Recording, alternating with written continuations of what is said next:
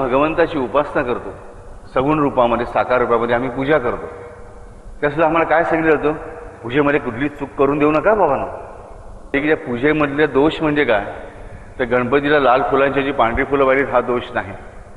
वडिलांच्या पिंडांचा आकार तिघांच्या ऐवजी दोन झाले, दोघांचे लहान आकार छोटे झाले, एकाचा मोठा झाला हा दोष नाही. उत्तरेच्या ऐवजी पूर्वेला ठेवलं हा दोष नाही. आम्हाला हाच दोष सांगितला जातो. आणि त्याच्यावर आमच्या ऐवजी दुसऱ्याचे कोणाचे खिसे भरतात, आमचे खिसे रिकामे होतात. पूजनामधला दोष म्हणजे काय, पूजनामधला दोष म्हणजे मला नीट माहीत पाहिजे की भगवंताच्या भक्तीमधला दोष. पूजन करताना मला माहीत पाहिजे की मी फक्त ती जी माझ्या समोरची मूर्ती आहे तिच्याशीच माझी बांधिलकी असली पाहिजे. मला तो निर्गुण निराकार गुण परमेश्वराचा कळू शकत नाही. मग मला तो सगुण साकार भगवंताची मूर्ती लागते, फोटो लागतो. मग त्याची पूजा करताना मी मानस पूजा करतोय की प्रगट पूजा करतोय, ती पूजा करताना माझं तेवढ्या मिनिटांपुरतं नातं तरी फक्त त्या मूर्तीशीच असलं पाहिजे. मला संपूर्ण दिवसभर त्याची आठवण ठेवणे खरं जमणार नाही, पण माझी ती 15 मिनिटं 20 मिनिटं अर्धा तास जो काही आहे तेवढ्याला माझ्या मनामध्ये दुसरा कुठलाही विचार नसतो. असे जेव्हा होतं तेव्हा त्यामध्ये चूक होत नाही. म्हणून बापू आमचं असं कधीच होत नाही, आम्ही पूजा करता आमचं लक्ष इकडे तिकडे जातं, आमच्या मनामध्ये विचारतो. पण त्यात चुका होतात का, चुका आहेत, गुन्हा नाही. चुकांना शिक्षा नसते, लक्षात ठेवा.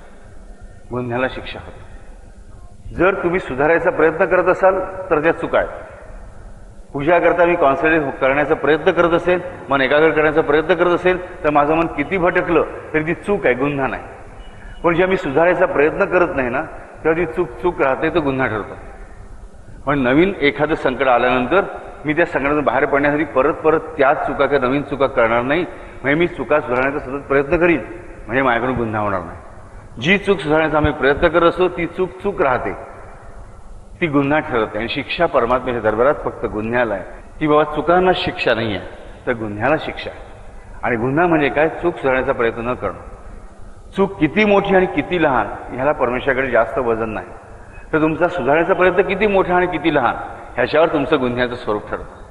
म्हणून वाल्मिकीसारखा सगळ्यात मोठे मोठे गुन्हे केलेला मनुष्य सुद्धा एका क्षणामध्ये सद्गुरूंच्या चरणाशी जाऊन, नारदाच्या चरणाशी जाऊन स्वतःचं कोटी कल्याण करून घेऊन झाला. तर आम्हाला सगळ्यांना वंदे ठरला कायमचा. आम्ही कोणी रामरक्षा म्हणताना, रामचरित्र वाचताना वाल्मिकीला प्रथम नमस्कार करतो, शेवटी नमस्कार घालतो. सर्व ऋषींमध्ये वाल्मिकी श्रेष्ठ मानला जातो. का, कारण राम जन्माला येण्याच्या अगोदरच त्याने रामाचं चरित्र लिहिलं म्हणून. हे आम्हाला कळलं पाहिजे की एवढे वाईट गोष्टी केलेला मनुष्य, एवढे गुन्हे केलेला मनुष्य सुद्धा त्याला पश्चाताप ज्या क्षणी झाला आणि पश्चाताप झाल्यानंतर तो सद्गुरूंच्या चरणी लागला, नारदाच्या चरणी लागला, त्या भक्तीच्या प्रथम आचार्य चरणी लागला, त्या क्षणात त्यांनी त्याचं संपूर्ण जीवन बनवून टाकलं.